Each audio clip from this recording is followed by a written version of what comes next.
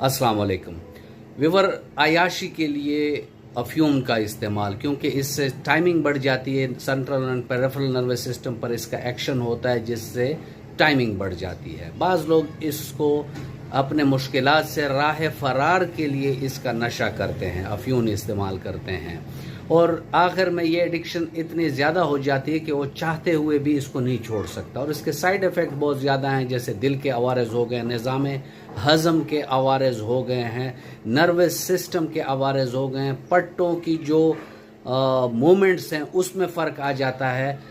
यानी इसकी अगर मैं गिनवाना चाहूँ तो इस वीडियो में मुमकिन नहीं है जो इसके नुकसानात हैं। इससे बचाव या इस एडिक्शन से निकलने का होम्योपैथिक का जो हमारा रजीम है वो ये है कि ओपियम 50 mg में एक खुराक और एविना सिटाइवा 10-10 कतरे सुबह दोपहर शाम 3 टाइम 3 माह तक हम देते हैं, तो इस एडिक्शन से पेशेंट निकल आता है।